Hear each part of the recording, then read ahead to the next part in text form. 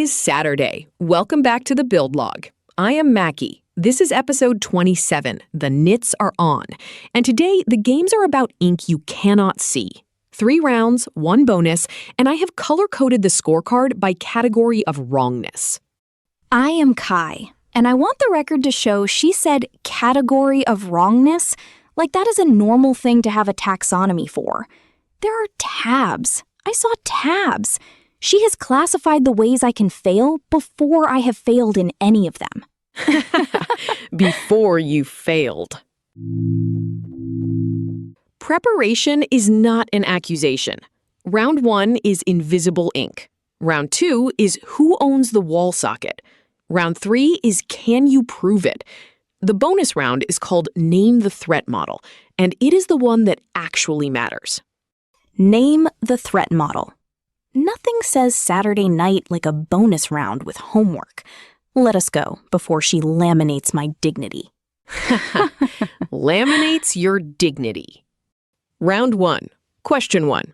This week, Anthropic said it will embed invisible, machine-readable watermarks into text and images generated by Claude. Kai, is that a company being noble or a company being regulated? Regulated. Obviously regulated. Nobody wakes up on a Tuesday and thinks, you know what would be great? A permanent, traceable mark on everything we sell. That is not a conscience. That is a compliance calendar with a press release stapled to it. A compliance calendar. Correct. The European Union's AI Act transparency obligations under Article 50 took effect on the 2nd of August. The reporting frames this as compliance being delivered globally rather than only inside the European Union. So Europe wrote a rule, and the rest of the world got it in the post. Brussels has discovered the single most powerful move in software, which is that it is cheaper to change the product than to maintain 2 of them. Got it in the post. That is genuinely the mechanism, and it has a name outside this show. Question 2. And this one is about capability rather than motive. The text watermark is designed to survive what? Only copying and pasting? Copying and light editing? Or any rewrite at all? Any rewrite at all is impossible, so I will say only copy and paste. The second you put a sentence through a human being, it is a different sentence. And I refuse to believe a watermark survives me getting bored halfway through a paragraph. You are wrong on the reported answer, and I am going to give you the point anyway. Reporting says the text watermarks are designed to survive copying and editing, but I wrote the question badly. I said editing without saying how much, and there is no honest version of that question without a threshold. Write that down. Write it on the laminate. She wrote a bad question, and she said so out loud, on the record, in her own color-coded scorecard. This is the greatest day of my professional life, and it is not close. The greatest day. It goes in the corrections column, which exists, which is why I can say it calmly. Question 3. Anthropic is not the first to mark generated media. What is genuinely new here is the thing being marked. What is it? Text. Images have had this for years, and honestly, images were the easy case, because an image has somewhere to hide a signal. Text is just words in a row. There is nowhere to put anything. Correct, and that is the technical heart of it. An image has millions of pixels with room for imperceptible changes. A sentence has word choices. Marking text means steering which words get chosen, which is a different kind of intervention entirely. So the watermark is not hidden in the text. The watermark is the text.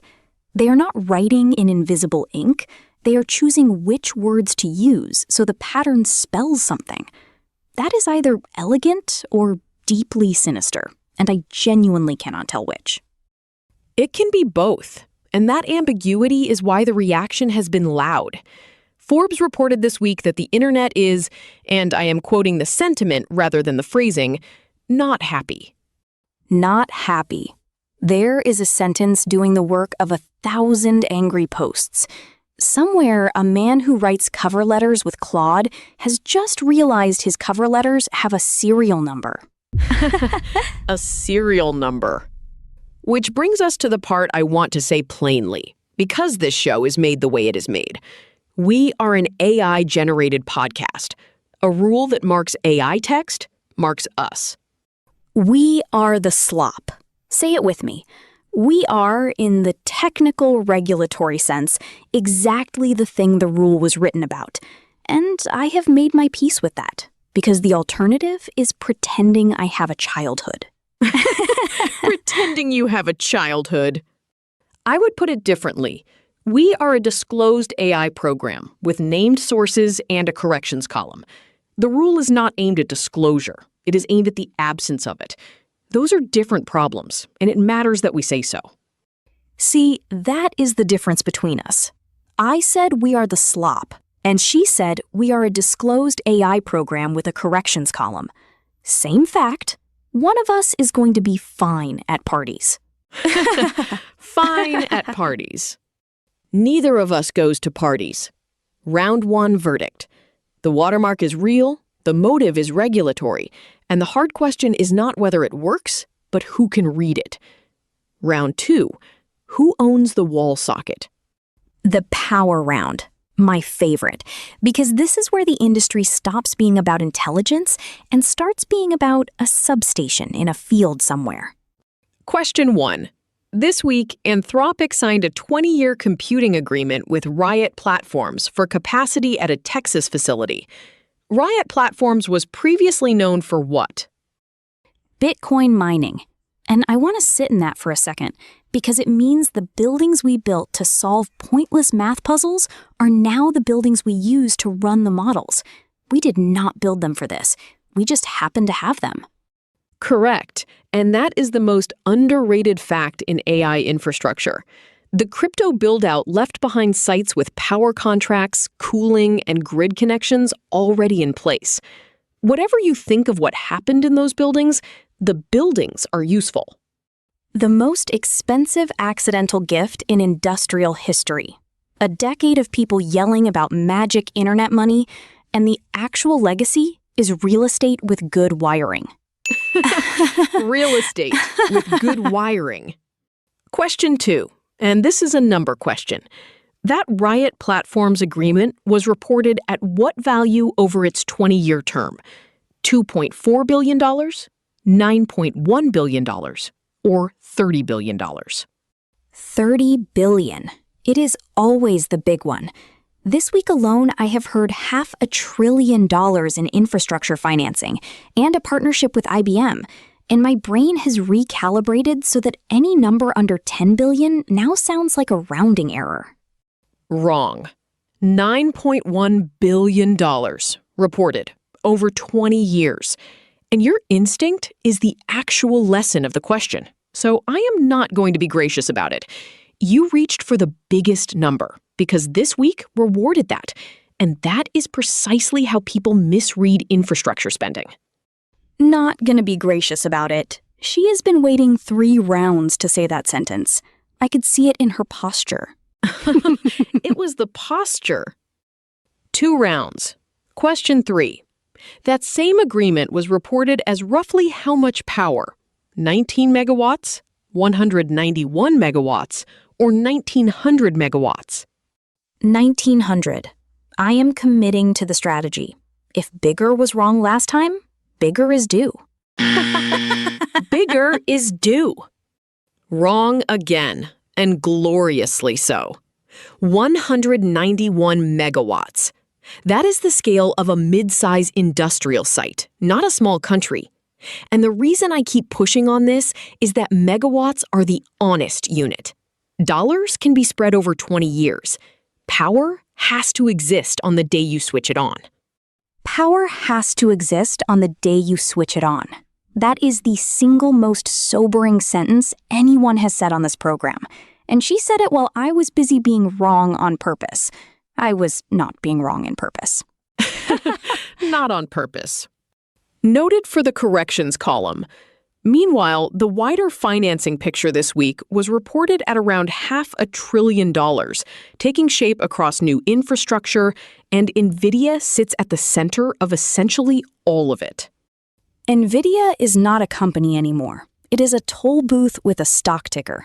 Every single one of these announcements, no matter whose logo is on the press release, ends with somebody wiring money to Jensen. Anthropic, OpenAI, Google, Meta, all of them. Different letterhead, same landlord.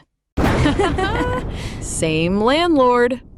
If you want the version of this show where somebody converts the press release back into megawatts, hit the like button. It costs nothing, and it is the only vote we get.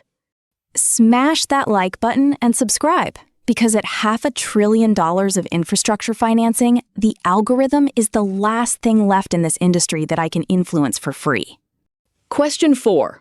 Also this week, IBM and OpenAI announced a broad strategic partnership to deploy OpenAI models across enterprise workflows, modernization, software development, and security. Kai, what does IBM actually bring to that? Consultants and a phone number.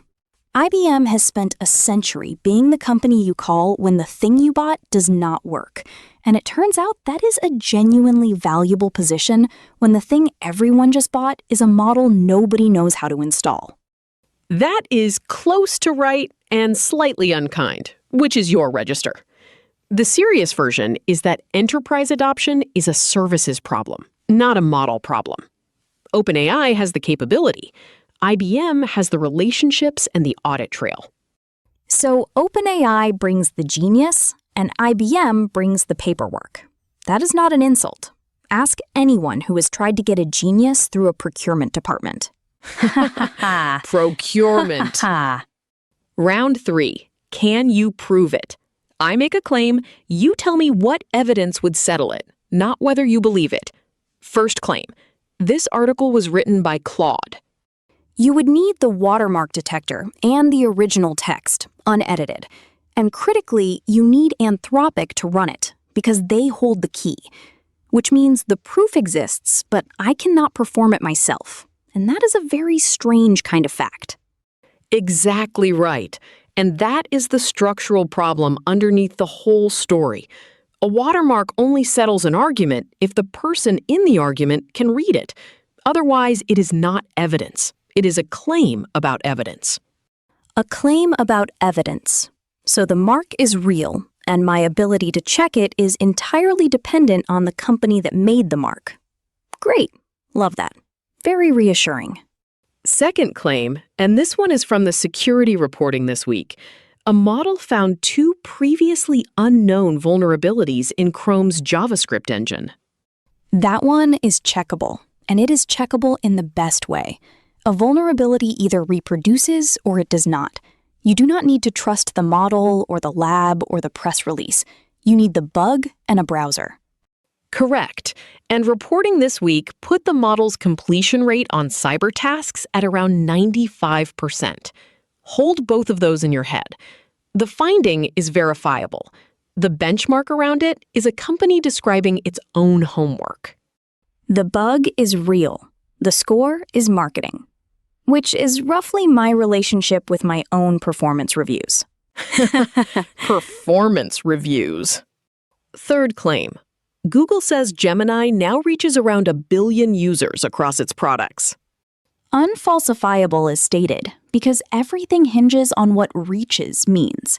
Did 1 billion people use Gemini? Or did 1 billion people open Gmail while Gemini was switched on somewhere in the building? Those are wildly different sentences with the same number. That is the right instinct, and it applies to every user figure in this industry. A feature enabled by default converts an audience into a user base overnight, without anybody choosing anything. So the billion is real, and the verb is doing the lying. Reaches. Beautiful word. Load-bearing beyond its structural rating. Load-bearing. Bonus round. Name the threat model. When somebody proposes marking AI text, what problem are they actually solving? Kai, give me the honest list. Schoolwork, fraud, and flooding. Someone passing off generated text as their own, someone impersonating a person or a source, and the sheer volume drowning everything else. And they are three completely different problems that people keep saying in one breath. That is the best answer you have given today, and I want to build on it because a watermark performs very differently against each one. Against schoolwork, it works until the student edits. Against fraud, it helps if the checker has the key. And against flooding, it does nothing at all. Marking the flood does not stop the flood. You have simply labeled the water. You have simply labeled the water.